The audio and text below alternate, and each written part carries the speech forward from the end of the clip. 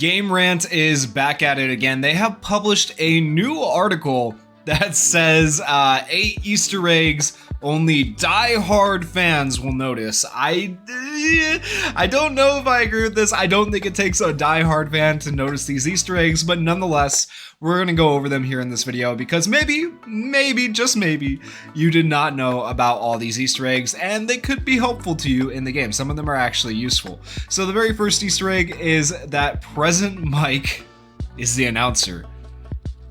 I guess if you haven't played the game, you wouldn't know that. I feel like everybody who plays the game can tell that that is Present Mike. He has a very distinct voice. And so I feel like we all know that Present Mike is the announcer. But here's an Easter egg. Present Mike is probably going to be a playable character in the future. So that is a piece of information for me, not from Game Rant, but you know, he will eventually probably be coming to the game. So that's very cool.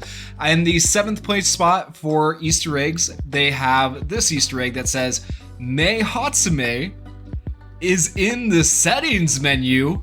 Whoa, the support character who does support things is the character in the settings menu? Crazy. Who would have thought? But you know, maybe you haven't gone to the settings menu and looked at your settings, so you got a little sprite of Mei Hatsume right there that you can look at if you want to. If you didn't know that, she's there. Okay, in the 6th place spot for Easter eggs, we have the school staff is featured across the map. This one's actually kind of cool. This one you might not have noticed unless you were looking for it. So if you look across the map, you will be able to see billboards of like Principal Nezu. You'll be able to see posters of Recovery Girl, Pro Hero 13, the one with the suction.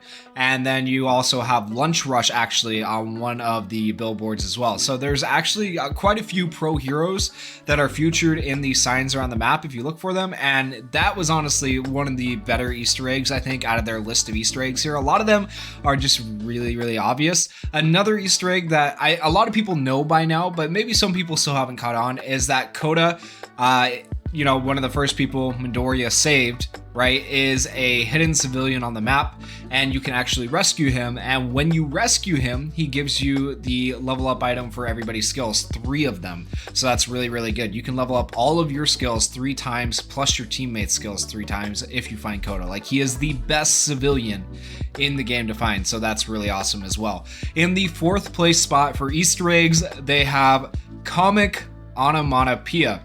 So whenever you use moves in the game, you'll notice things that say like boom or float or whatever, rush, all the little comic bubbles that pop up to demonstrate sound, right? So apparently they're saying that this is an Easter egg. They say, with its themes of superheroes and heroism, it is no surprise that My Hero Academia is based on comics by both Marvel and DC Comics. Because of this, even the anime often uses onomatopoeia as a tool to express different sounds, to the point that there's even an entire character named Manga Fukidashi, I can't say his name, I apologize, centered on this practice.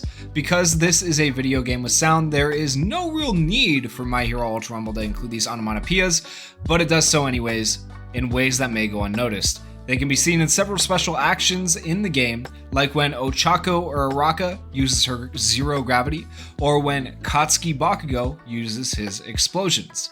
This clever detail not only references its source material, but it also references the comic books that inspired the entire series. So I guess maybe you don't give a whole lot of thought to onomatopoeias. You probably didn't even think of the word when you see that stuff in game. So kind of an Easter egg. I don't know if I would call that, like, a lot of these are easily noticeable, right? Doesn't require a diehard fan. The 3rd place spot for Easter eggs is My Hero Ultra Rumble has similar music to the anime, okay? And then they go on to say, the soundtrack of the My Hero Academia anime is easily recognizable because it sounds like something straight from any superhero movie.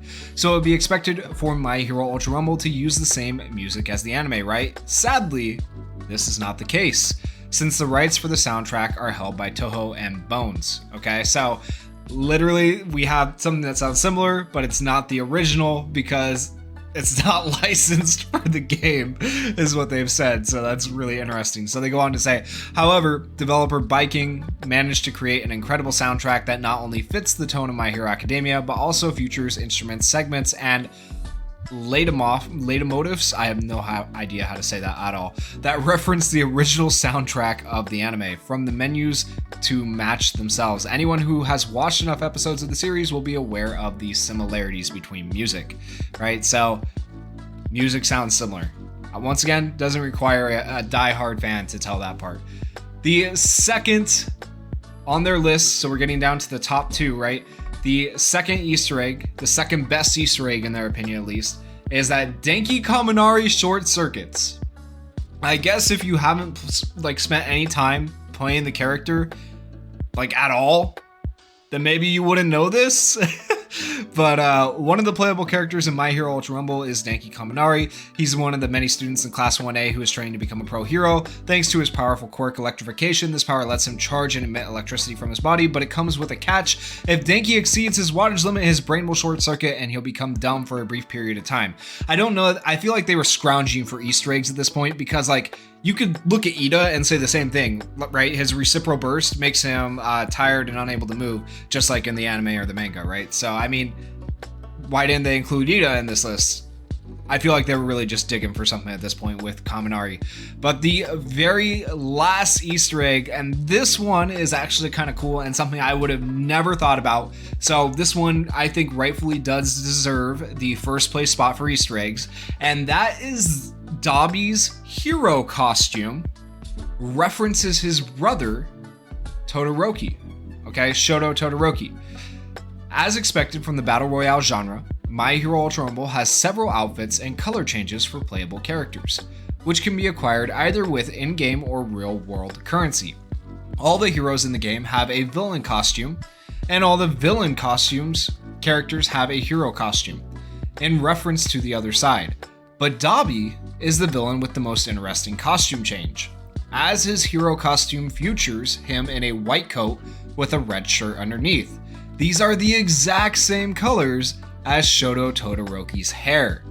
This can't be a coincidence, seeing as one of the most shocking plot twists of My Hero Academia is the reveal that Dabi is Toya Todoroki, Shoto's brother.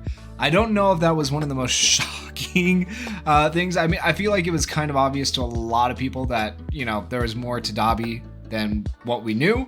But I don't know. This might be a stretch that his hero outfit matches Todoroki's hair. I don't know. Maybe that is an Easter egg, but maybe it is just coincidence. I don't know. The writer of this article seems to think it was a coincidence. So let me know what you guys think down in the comments. Was this coincidence or was it planned? And if you guys enjoyed the video, please go down there, hit that like button, hit that subscribe button, and thank you guys so much for watching. Peace.